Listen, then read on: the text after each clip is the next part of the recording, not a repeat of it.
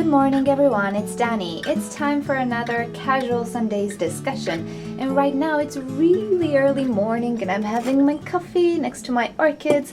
I displayed here a few of my blooming orchids that I really love, so it's the best setting to have a discussion. But before we go and do that, I would just like to thank our supporters this week, Rebecca and also my anonymous supporter on orchidnature.com. Thank you so much for your generosity. It means a lot to me these times, so I would just like to thank you from the bottom of my heart. And I hope you enjoy my channel and my videos, and hope it makes a difference in your orchid care, really. Alrighty, let's get on with the subject. So today we're gonna discuss about orchids in soil. Now, if you know me, you know that I'm pretty open-minded. I'm not a judgmental person, and I can understand why some orchids in some climates do better in different types of media. However, when it comes to potting orchids in soil, I will never be open-minded. Now, from time to time, I do get comments from you guys asking me what I think about orchids in soil, and I have absolutely no problem explaining, actually, why I don't think soil is a good idea with orchids, or at least with the epiphyte orchids, let's say. However, occasionally I do get some comments that say, you are totally wrong and you don't know what you're talking about. I've been keeping my orchid in soil for a year and everything is okay. Now, I do have a problem with those comments, actually. And sometimes I don't even reply to them because I know that person is absolutely convinced about what they're saying, and no matter what I say, I will not convince them otherwise, no matter how much logic I could bring to the discussion. So I will start by telling you a little story about a Phalaenopsis. You know how every hobby kind of has a guinea pig? In the aquarium hobby, that guinea pig is the poor little goldfish that gets stuck into all sorts of very bad tanks or worse, bowls. Well, in the orchid hobby, the guinea pig is the poor little Phalaenopsis orchid, so I will refer mainly to Phalaenopsis orchids in this video.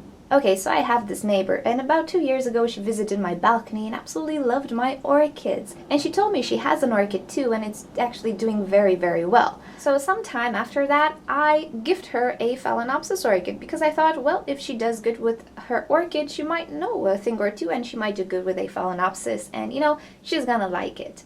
So I go visit her and I see her orchid, her Phalaenopsis orchid. It was in bloom, indeed, but it was potted in soil, and I could not take my eyes from the roots that were going in the soil and were starting to get seriously mushy, and also the stem of the orchid, which showed like it had quite a few more leaves that dropped for some reason, and it wasn't looking so good in the proximity of the soil. Now, my neighbor is elderly and she's not necessarily knowledgeable in the art of the internet, so she doesn't have access to a lot of information. So I tried to explain that soil is not good because the orchid is an epiphyte and it needs ventilation. And she didn't really understand what I was saying, and she kept saying, well, the orchid is happy, look, it's in bloom.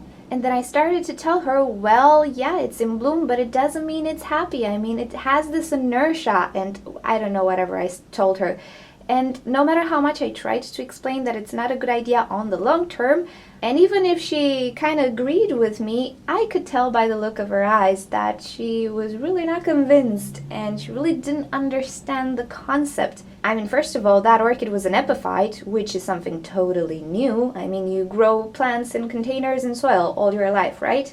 Yeah, and then I was trying to tell her that in a few years it will die, even though right now it is in bloom and it looks happy. So it was a lot to take in, and that was the first time that I actually understood that some people are hard to convince, because things might look so good on the surface that, you know, whatever I will say will not matter, really. Now, I'm really sorry I don't have a picture with that particular orchid, and right now it's dead, but I do have some footage with an orchid which suffered a similar fate. You can see some footage on the screen right now, but I do have the entire video, so you can click somewhere on the screen to watch that video. Now, this is an orchid that a different neighbor gave to me. It looks like it's a very old orchid planted in soil, and after a few years, the effects of the soil started to show, to the point of actually damaging the orchid quite a lot. Now, the ending with this orchid is not happy. I managed to lose it.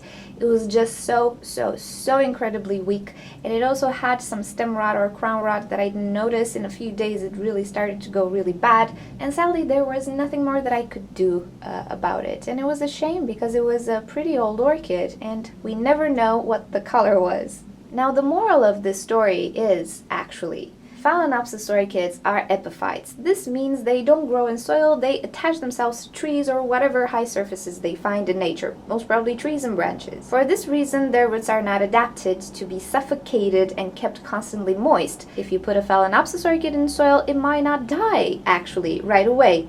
Because orchids grow so slow, they have sometimes a slow reaction to things, depending on the thing itself. But when it comes to soil, if you put the orchid in soil, the roots that are in the soil will start to go mushy pretty fast, let's say, but the orchid will produce aerial roots, and inevitably when you're gonna water the orchid, you will water the aerial roots as well, and the orchid will keep getting hydrated, but it's not gonna get the amount of hydration it would get if the roots would be okay in the media, but it's enough to still keep it alive. The fact that it's blooming, it's a sort of a plan B. Okay, something's not right in my environment, I need to propagate. How do I propagate?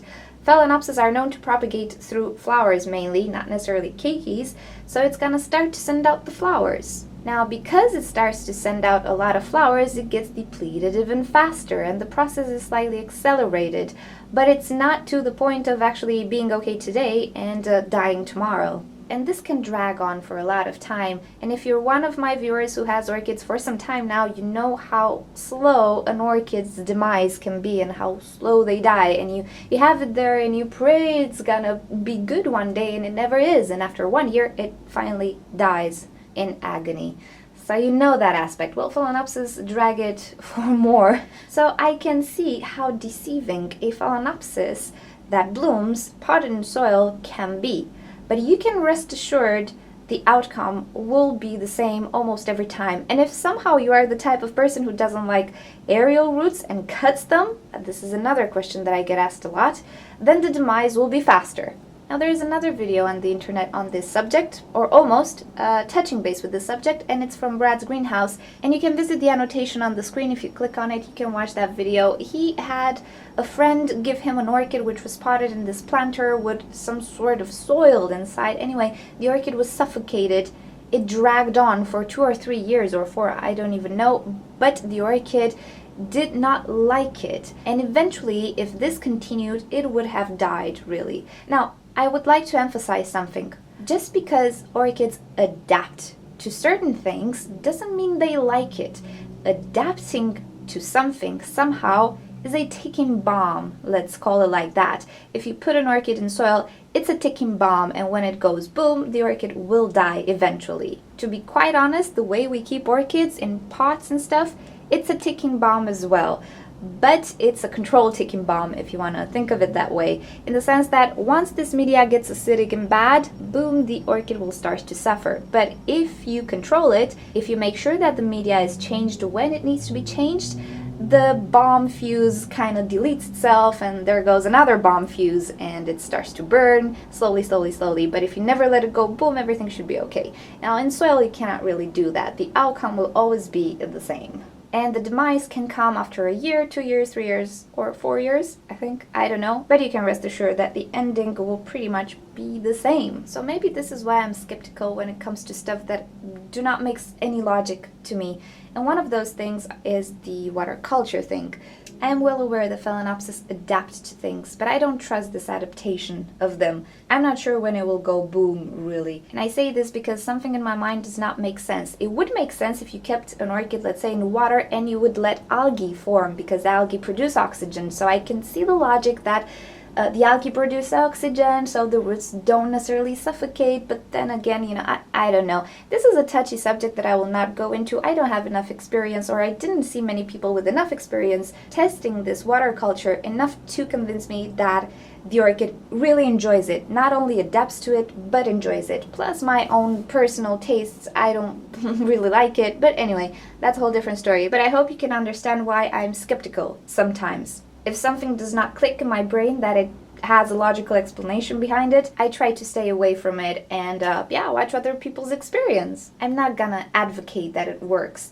and judging by how slow Phalaenopsis are to react and to die, actually. No, I prefer to stick to traditional methods or methods that make some sense in my mind. It's not a bad thing to experiment, however, so if you experiment with this, you make the community a whole lot of good by sharing your experience, so that's good. So anyway, take the good stuff out of this discussion and do stick to traditional methods. There is a reason why people use these methods for a lot of years.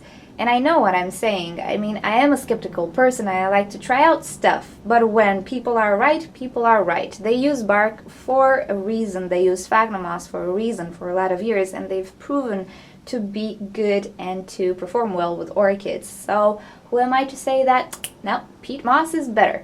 Because it's just not true. Anyway, thank you for joining me this Sunday. I'm gonna go finish my coffee now and answer all of your comments. Mind you, there is a problem with YouTube lately. I'm missing a lot of comments. I don't get notifications, and it's not just me. Other people are experiencing the same. So if I miss some comments, I'm really sorry. I'm doing my best to answer everything, but I might miss some comments these days until YouTube fixes their stuff.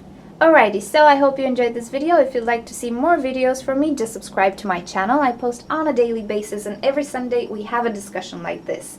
So if you have a subject in mind for a discussion, just leave me a comment down below, and who knows, maybe we'll talk about it. Also, feel free to leave me whatever questions regarding orchids you might have, or subjects for other types of videos in the comment section below. If you click on the left side of your screen, you'll be directed to orchidnature.com, where you'll find care sheets, identification sheets, and also you can talk to us in the forum section. And if you click on the right side of your screen, you'll be directed to an orchid care tutorial. Thank you so much for joining. I'll see you next time. Bye!